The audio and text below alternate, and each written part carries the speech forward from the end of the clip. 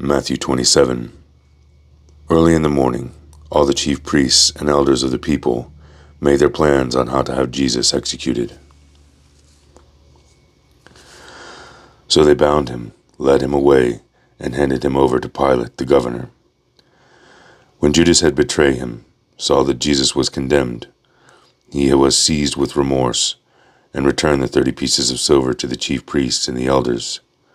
"I have sinned," he said, "for I have betrayed innocent blood." "What is that to us?" they replied. "That's your responsibility."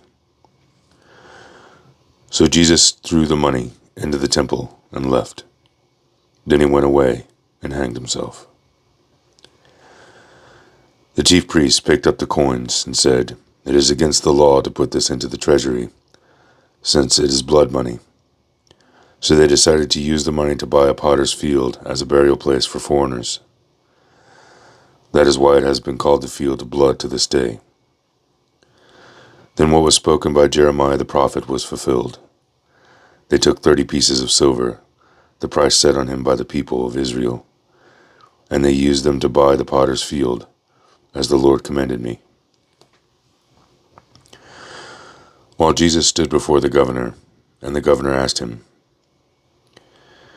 "Are you the king of the Jews?" "You have said so," Jesus replied. When he was accused by the chief priests and the elders, he gave no answer. Then Pilate asked him, "Don't you hear the testimony they are bringing against you?" But Jesus made no reply, not even a single charge, to the great amazement of the governor. Now it was the governor's custom at the festival to release a prisoner chosen by the crowd. At that time, they had a well-known prisoner whose name was Jesus Barabbas. So when the crowd had gathered, Pilate asked them, "Which one do you want me to release to you, Jesus Barabbas, or Jesus who is called the Messiah?" For he knew it was out of self-interest that they had handed Jesus over to him.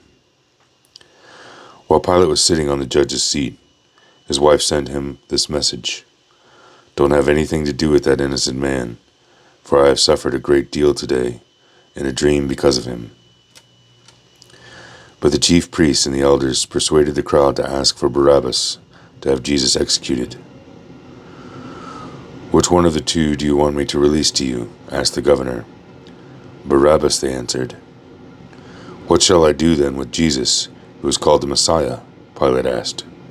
They all answered, "Crucify him." "Why? What crime has he committed?" asked Pilate. But they shouted all the louder, "Crucify him." When Pilate saw that he was getting nowhere, but instead an uproar was starting, he took water and washed his hands in front of the crowd. "I am innocent of this man's blood," he said. "It is your responsibility." All the people answered, "His blood is on us and upon our children." Then he released Barabbas to them, but he had Jesus flogged and handed him over to be crucified. Then the governor's soldiers took Jesus into the praetorium and gathered the whole company of soldiers around him. They stripped him and put on a scarlet robe, and then they twisted together a crown of thorns and set it on his head. They put a staff in his right hand. Then they knelt in front of him and mocked him. "Hail, King of the Jews," they said. They spit on him and took the staff and struck him on the head again and again. And he had mocked him. They took off the robe and put on his own clothes. Then they led him away to crucify him. As they were going out, they met a man from Cyrene named Simon, and they forced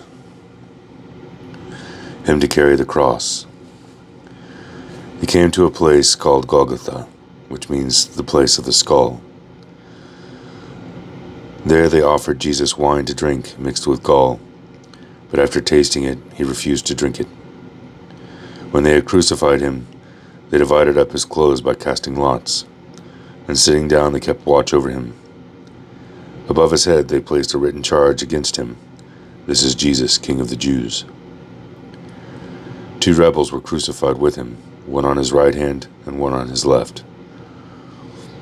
Those passed by hurled insults at him, shaking their heads and saying, "You who are going to destroy the temple and build it in 3 days, save yourself.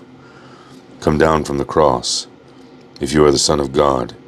In the same way the chief priests and teachers of the law and the elders mocked him. "He saved others," they said, "but he can't save himself. He is the King of Israel. Let him come down now from the cross, and we will believe him. He trusts in God. Let God rescue him now if he wants him. For he said, 'I am the Son of God.'" In the same way the rebels who were crucified with him also heaped insults on him. From noon until 3 in the afternoon, darkness came over all the land. About 3 in the afternoon, Jesus cried out in a loud voice, "Eli, Eli, lama sabachthani," which means, my God, why have you forsaken me?"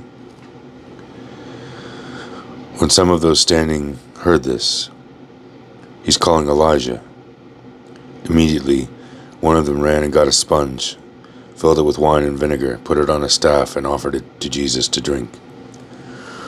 The rest said, "Now leave him alone. Let's see if Elijah comes to save him." And when Jesus had cried out again in a loud voice, he gave up his spirit. At that moment the curtain of the temple was torn in two from top to bottom.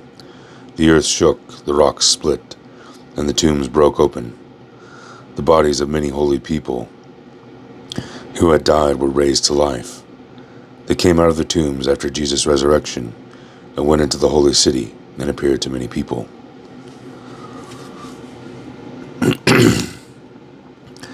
When the centurion and those with him who were guarding Jesus saw the earthquake and all that had happened, they were terrified and exclaimed, "Surely he was the Son of God." Many women were there, watching from a distance. They had followed Jesus from Galilee to care for his needs. Among them were Mary Magdalene, Mary the mother of James and Joseph, and the mother of Zebedee's sons. As evening approached, there came a rich man from Arimathea, named Joseph, who had himself become a disciple of Jesus. Going to Pilate, he asked Jesus' body, and Pilate ordered that it be given to him. Joseph took the body, wrapped it in clean linen cloth, and placed it in his own new tomb that he had cut out of the rock. He rolled a big stone in front of the entrance to the tomb and went away. Mary Magdalene and the other Mary were sitting there opposite the tomb. The next day, one of the preparation day, the chief priests and the Pharisees went to Pilate.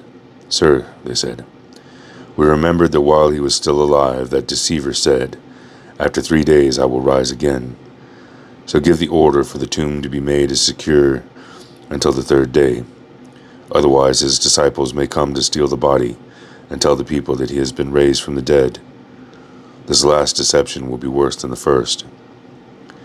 "Take a guard," Pilate answered. "Go and make the tomb as secure as possible, as secure as you know how to." So they went and made the tomb secure by putting a seal on the stone and posting guard.